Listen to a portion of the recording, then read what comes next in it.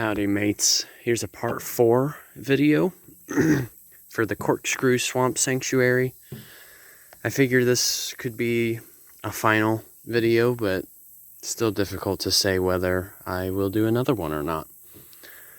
So, I'm still in what is known as the cypress forest, but we are starting to get to a point where it will start wrapping up, so to speak, where I'll start making my way back to the Audubon Center.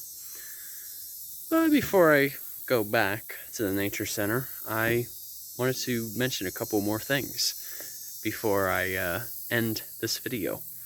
So right here in front of us, we're actually seeing a great example of a cypress slough as well as a lettuce lake. So some of you may be wondering, are they basically referring to the same thing? Yes, in a sense. You know, a slough basically describes a habitat that has a drop in elevation, sometimes as much as 2 feet from, say, the pine flatwoods. Usually a slough, which is what we're looking at straight ahead, they usually maintain wetness year-round, just because sloughs are typically deeper in terms of depth. So when you hear lettuce lakes and sloughs, oftentimes they can be interchangeable. So these types of habitats that we're looking at are very crucial among our homies, whether they be reptiles, amphibians, wading birds, and even among other forms of wildlife, because they stay wet year-round. Now, you have to realize, too, much of what is seen here, a lot of it, or much of what is here, is actually not seen, especially underwater. Because you figure underwater, you got all sorts of fishes, invertebrates, plankton, snails, and other forms of microscopic creatures. Oh, crayfish too. That's another big one. So it's like, you know, basically what we're seeing here, there's a lot going on. You know, terrestrial and then even aquatic. We're seeing it literally all in one setting right here. And there's a lot of biodiversity here that we can't even see with our visible sight. So it's, to be honest, it's very what you call grounding and even humbling to know that there's so much that we don't see and is indeed present. And we ought to be respectful of that. So, as I was mentioning in my last video, when I was talking about the Bald Cypress, I didn't mention that they usually have a common characteristic to identify a Bald Cypress. They have something called a buttress, which forms basically the bottom trunk of the tree.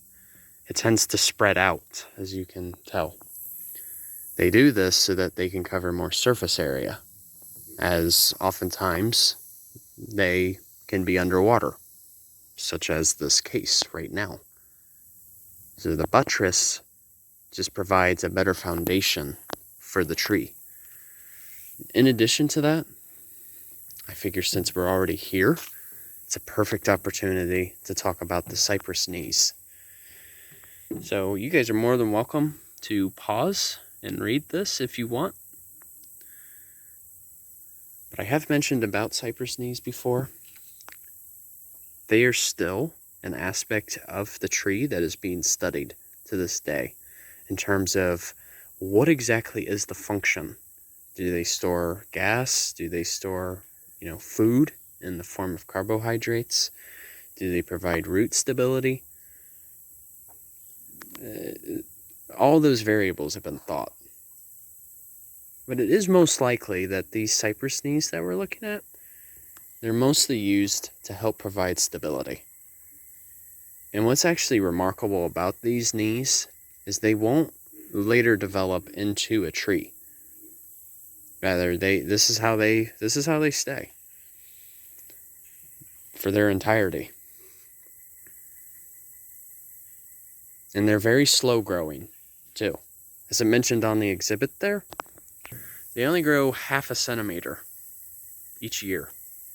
So for us to see the Cypress knees as big and as tall as they appear, those took decades to grow. So like I said, it's just truly humbling how much of what is here is so much older than us, even me. I wanted to point this out too. So you see what's wrapping around this bald cypress? That is actually known as a Strangler Fig. So named because it has that characteristic of wrapping around a tree.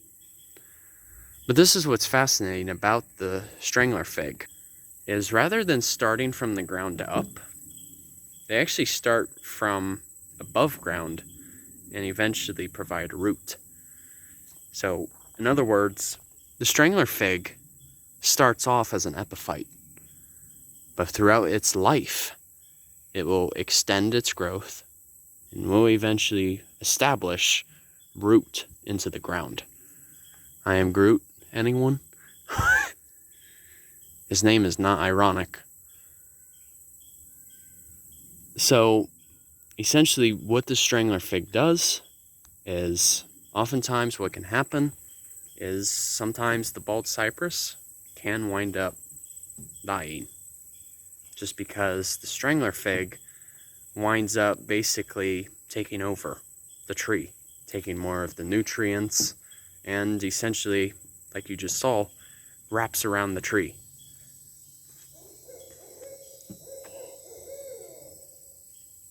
I just heard a barred owl. I hope you guys heard that. That was really cool. So, to mention one last thing, you know, these trees that we see around us, there's another amazing aspect of what they do for human health. Trees in general, they actually release a pheromone that is known as phytoncides. Now, these phytoncides, what they can actually do is whenever we have the time to breathe that in, the phytoncides can actually boost our immune health and even our respiratory health too. So upon exposure to the phytoncides, it actually helps provide better mental health too.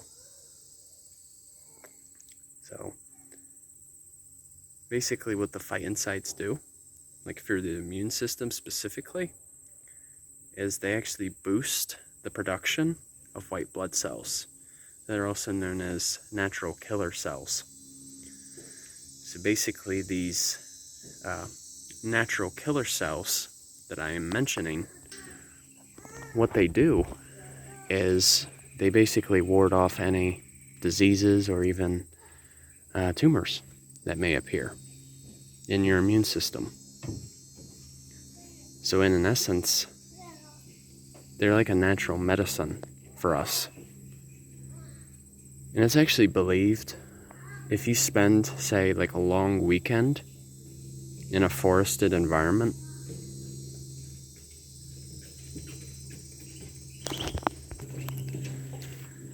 it's often believed that the benefits can actually last for up to 30 days. Which, honestly, I couldn't agree more. Because I've felt it myself. Back in March, when I took a trip to the Everglades, I did it for a long weekend.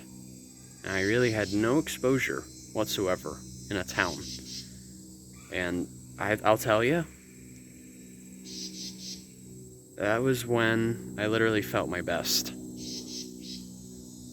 But then eventually, you know, life sets in and other stressors happen.